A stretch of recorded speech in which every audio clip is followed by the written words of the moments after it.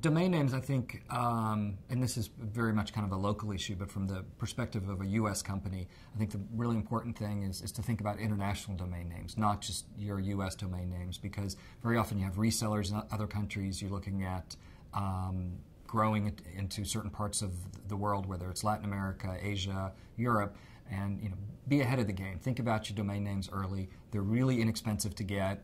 But if a reseller gets them before you or another company gets them before you, it can create a lot of problems and it can be expensive. And there's just such a simple way to solve it, which is map out where you think you're going or where you think your resellers are going to be, and just buy those domain names early.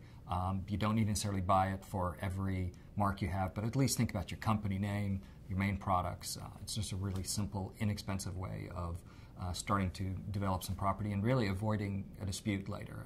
It's probably the cheapest thing you can do, in the next week to avoid a fight 2 or 3 years from now.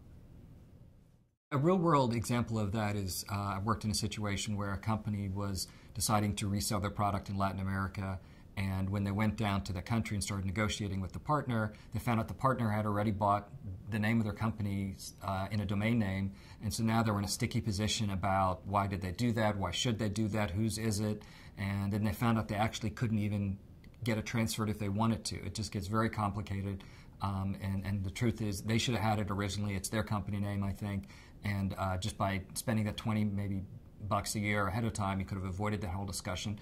If they needed it, you could have licensed it to them, you could have given the partner access to it, but you really don't want them beating you to the game. And I've seen too often that there are certain partners that will do this, and I just think it's really probably the wrong kind of partner, but you're now it may be too late in the process and they think they've done the right thing. So think about your domain names, think about international, and it's the same thing. It's a simple, inexpensive way to move forward in terms of creating some valuable IP.